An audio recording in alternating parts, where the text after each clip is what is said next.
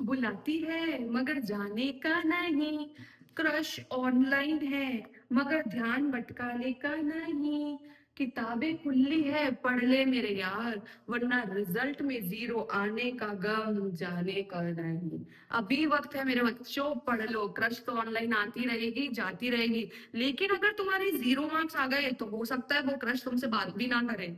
तो पूरा का पूरा फोकस कर लो पढ़ाई पे। इंग्लिश का एग्जाम है 11 मार्च को। आज आपकी वर्षा मैम लेकर के आई है आपके लिए सारी पोएम्स का पोएटिक डिवाइस। इसमें से 100% क्वेश्चन बनता है। सारी पोएम्स जो है वो मैंने आपको शॉर्ट में बता दूंगी और इसकी पोएटिक डिवाइस भी बता दूंगी। ये पूरे अच्छे से कर जाना, पूरी वीडियो एंड तक देखना। तो चलो शुरू करते हैं अपनी सारी पोएम्स के पोएटिक डिवाइसेस। सबसे पहले आपको पोएटिक डिवाइसेस पता होने चाहिए कि पोएटिक डिवाइसेस कौन कौन से होते हैं। ठीक है, सबसे पहले सिमिली। सिमिली में आपको क्या होता है? Simile is the comparison between the two और वेरी डिफरेंट ऑब्जेक्ट। जब आपके पास पैसेज गिवन हो, पैराग्राफ गिवन हो, कुछ लाइंस पोएम के एक्सट्रैक्ट गिवन हो, आई मीन टू से, तो आपको उसको पढ़ के देखना है कि वो कंपैरिजन बता रहा है क्या टू वेरी डिफरेंट ऑब्जेक्ट्स का। तो उसमें आप क्या कर देंगे? सिमिली। ठीक है, जैसे इसने बताया like and as is needed to be use.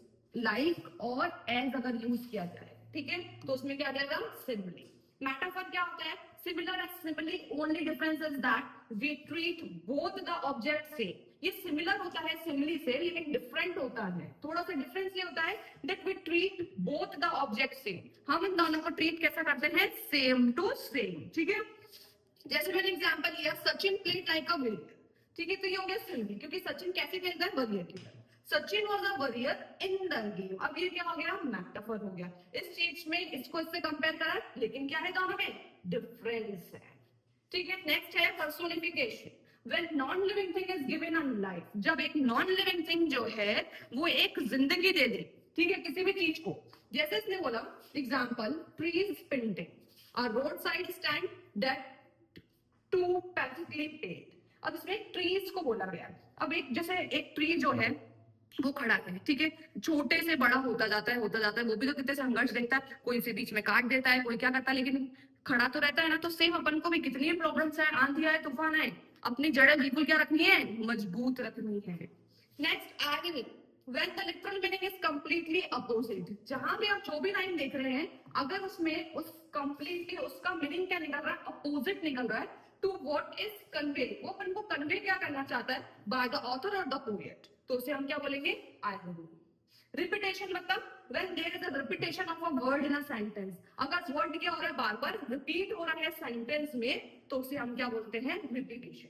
ये कुछ ऐसे पॉइंट्स हैं जो आप सारे के सारे पोएटिक डिवाइसेस में यूज करके आ सकते हैं, सारी पोएम्स में यूज करके आ सकते हैं। ये आपके लिए इंपॉर्टेंट इसलिए बेटा क्योंकि आपकी पूरी बुक के अंदर कितनी पोएम दे रखी है ये आपको पता होनी चाहिए। सिर्फ और सिर्फ 5 पोयम है। अगर वो पोयम्स आपने अच्छे से कर ली तो आपके एक्सट्रैक्ट बेस्ट जो क्वेश्चंस हैं वो अच्छे से हो जाएंगे और आपको अच्छे नंबर मिलेंगे। तो ये बिल्कुल करना, सब फ्रेंड्स को शेयर कर देना, और जिसने भी अभी तक चैनल सब्सक्राइब नहीं किया है बेटा जल्दी से सब्सक्राइब कर लो। चलो नेक्स्ट चलते हैं अपनी पोयम नंबर 1 पे। और भी कुछ दे रखे हैं, देखो क्या क्या दे रखा है। एलिट्रेशन मतलब क्या होता है? Repetition of letter. एलिट्रेशन का मतलब क्या है? रिपीटेशन, रिपीट हो रहा है letter at the beginning of words. उसके जो वर्ड्स हैं वो क्या हो रहे हैं? बार बार रिपीट हो रहे हैं।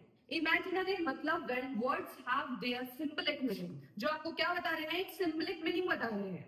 ठीक है, और द पोएट इज इमेजिनिंग, और पोएट आपको इमेजिन करने के लिए बोल रहा है कि आप ऐसे से इमेजिन करो। तो आप इमेजिनरी भी लिख सकते हैं, एलिट्रेशन भी लिख सकते हैं। एसोनेंस क्या होता है? It is the repetition of vowel sound. आप सभी को पता होंगे वोवेल साउंड कौन से होते हैं बेटा? ए ई आई ओ यू। जिस भी लाइन में आपको इनका रिपीटेशन लिख जाए तो समझ जाना वो क्या बता रहा है आपको? एसोनेंस बता रहा है। एनाफोरा क्या होता है? Repetition of a word. अब यहाँ पर पूरा पूरा रिपीटेशन किसका होगा? पूरे वर्ड का। और expression eight the beginning of the successive para. आपको एग्जांपल से भी मैंने बता रखा है। अब एसोनेंस में देखो ये दे रखा है, ओ दे रखा है, जैसे होम ओ आ रहा है, टू ओ आ रहा है, कोचिंग ओ आ रहा है, मॉर्निंग ओ आ रहा है। तो इसमें वोवेल साउंड क्या हो रहा है? बार बार रिपीट हो रहा है, इसलिए इसको एसोनेंस बोला है। और जब पूरे वर्ड में पूरा का पूरा रिपीट हो, रिपीटेशन हो वर्ड का, तो उसे एनाफोरा बोला जाता है। Enjambment क्या होता है? The continuation of a sentence or a para from one line of the poetry to the next। जो क्या कर रहा है? कंटिन्यूशन में चल रहा है पूरा सेंटेंस, एक लाइन से from one line of the poetry to the next. Okay, चलो अब चलते हैं आगे। ये सारे इंपॉर्टेंट कंटेंट थे जो मैंने आपको बता दी पोएटिक डिवाइस से, जो सारे पोएम में पूछे जाते हैं। इस पर लगा लो वेरी वेरी इंपॉर्टेंट, बोर्ड में क्वेश्चन आ रहा है मदर एट 66 पेज से आएगा, 100% आएगा। इस पोएम को बिल्कुल भी स्किप करके मत जाना। अब इस पोएम में कौन कौन से पोएटिक डिवाइस है वो देख लेते हैं अपन। कौन कौन से बेटा, पहले कॉन्सोनेंट्स, ठीक है। कॉन्सोनेंट्स मतलब प्रोमिनेंट साउंड ऑफ एस। यहाँ पर प्रोमिनेंट साउंड क्या दिख रहा है आपको, एस। अब जैसे आपको लाइन दे रखी है, इसमें आपको प्रोमिनेंट साउंड दिख रहा होगा किसका, एस का। दिख रहा है, बिल्कुल दिख रहा है, दिख गया मैम, है ना। इसमें टी का दिख रहा है, दैट, थॉट, एट, आउट। इसमें एस का साउंड दिख रहा है, शी बार बार रिपीट हो रहा है, सून, एज, ठीक है। सिंबोलिज्म मतलब winters moon is a symbol of decay. इसके अंदर जो विंटर जो मून था वो सिंबल किसको कर रहा था, डिके। रिपीटेशन मतलब the word smile has been used twice. इसमें जो वर्ड था स्माइल वो 3 बार यूज किया गया है। And I did was smile and smile and smile. एक लाइन है इस पोएम में, इसलिए इसको यहाँ पर रिपीटेशन बताया गया है। The word look has been repeated. इसमें जो वर्ड था बेटा वो बार बार क्या हो रहा था, रिपीट हो रहा था। जिस भी लाइन को, जिस भी पोएम में जो भी लाइन आपको गिवन हो, अगर आपको वहां दिख जाए कि वर्ड बार बार रिपीट हो रहे हैं, आंख बंद करके वहां रिपीटेशन लगा देना पोएटिक डिवाइस में कि यहाँ पर क्या हो रहा है, रिपीटेशन। एलिट्रेशन क्या होता है, repetition of the letter. Alliteration मैंने बताया लेटर का रिपीटेशन हो, जैसे इसमें एस बोला है, but all I said was see you soon अमा। अब यहाँ पर सैड आ रहा है, इसमें एस आ रहा है, वॉज में एस आ रहा है, सी में एस आ रहा है और सून में एस आ रहा है, तो यहाँ पर हमने क्या दे दिया, एलिट्रेशन। असोनेंस क्या होता है, प्रोमिनेंट साउंड ऑफ ओ, जैसे कि यहाँ पर ओ आ रहा है, होम में ओ, टू में, कोच है, ठीक है, morning same as it is. तो ये सारी चीजें क्या हो गई, असोनेंस हो गई, ठीक है। तो ये इंपॉर्टेंट पॉइंट्स थे किसके, मदर एट 66 के। नेक्स्ट चलते हैं अपनी पोएम पे, that is keeping quiet, very very important.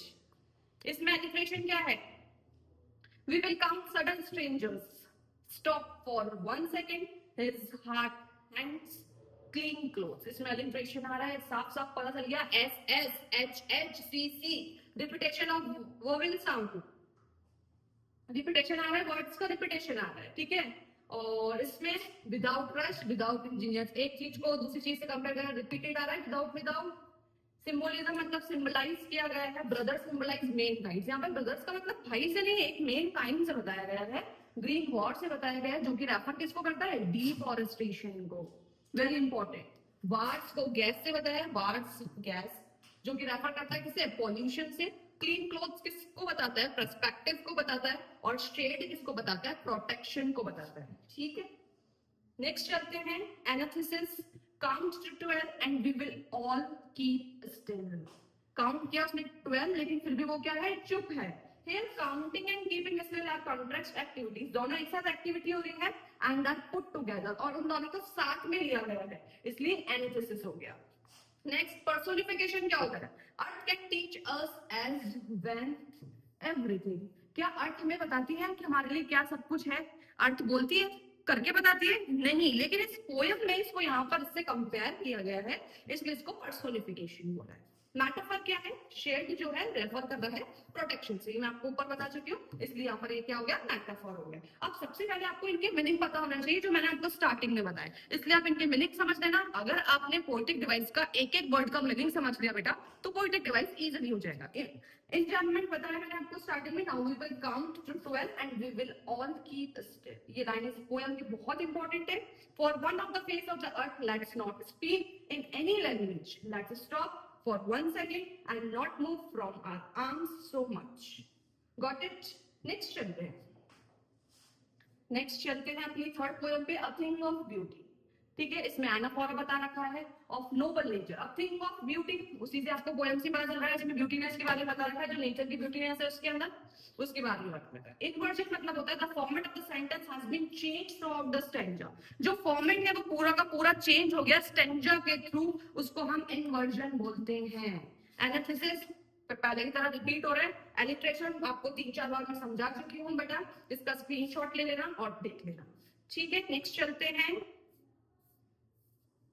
And Jennifer tiger. ठीक है, ये भी एक छोटी सी पोएम थी, इसमें भी आपको मेटाफर बता रखा है, मतलब मेटाफर, एनाफर, एलिट्रेशन और इमेजिनरी भी आप बोल सकते हैं। ये कुछ ऐसे पोएटिक डिवाइसेस जो आप सारे पोएम्स में लिख सकते हैं, क्योंकि किसी ना किसी पे vowel sound, repetition of the word, ये तो आपको देखने को मिलेगा ही मिलेगा। ठीक है। Personification, the poet has personalised the ring by using the word set for it. Alliteration बता रखा है इसमें, रिपीटेशन लेटर का बता रखा है, पी का है ना, और किसका बता रखा है, सी का, एफ का। तो ये जब आप पोयम देखेंगे वहां आपके पास जो 4-5 लाइन गिविंग होगी, तो उसमें से आपको फाइंड आउट करना है कि अब इसमें से रिपीटेशन वर्ड कौन सा दे रखा है, वो है एलिट्रेशन। इमेजिनरी, किसी चीज को कोई इमेजिन करके बताया गया तो आप इमेजिनरी भी लिख सकते हैं, तो इसलिए आपको पोयम का नाम पता होना चाहिए, उसके बाद आप पूरा लिख सकते हैं। इमेजिनरी में the poet has given visual description, poet ने क्या बताया, एक विजुअल डिस्क्रिप्शन बताया है अबाउट द टाइगर, किसके बारे में, टाइगर के बारे में, इसलिए इसको इमेजिनरी बोल दिया गया है। समझ में आ गया? चलते हैं next. A road side stand, इसमें पर्सोनिफिकेशन है, क्योंकि जो वॉइस है, the voice of the country, sadness that loves near the open window, a road side stand that too particularly plate. Repetition बता रखा है, country, pain, car, sleep, wrong, money, city का। In words का क्या हो रहा है, रिपीटेशन हो रहा है। एलिट्रेशन बता रखा है, जी का in gallon of gas, G in greed good, ठीक है, बी इन बेनिफिशिएंट बीस, तो ये देख लेना। असोनेंस, एनाफोरा, ये वही रिपीटेशन वाले वर्ड्स हो गए। ठीक है, नेक्स्ट चलते हैं। बस खत्म, इतनी सी आपकी पोयम थी, इतने से इसके पोएटिक डिवाइस थे। होप सो मेरे प्यारे बच्चे को सब कुछ समझ में आया होगा। उसके बाद भी अगर आपकी कोई डाउट है, कुछ भी चीज है जो आपको नहीं समझ में आया, आपको पढ़ना है, एक और बुक बची है फ्लैमिंगो, किस किस को पढ़नी है फटाफट से कमेंट करके मुझे बता दो, आपकी वर्षन आपकी बिल्कुल हेल्प करेगी। कोई भी डाउट है, कोई भी क्वेरी है, बिल्कुल बताना, और चैनल को सब्सक्राइब करना मत भूलना। 11 मार्च को पेपर बहुत अच्छे से करके आना, और सारी टेंशन को साइड में रख करके जाना, और आपका पेपर बहुत अच्छा होने वाला है, क्योंकि मेरी तरफ से आपको ऑल द बेस्ट आ रहा है। ठीक है, मिलते हैं अपनी नेक्स्ट वीडियो में।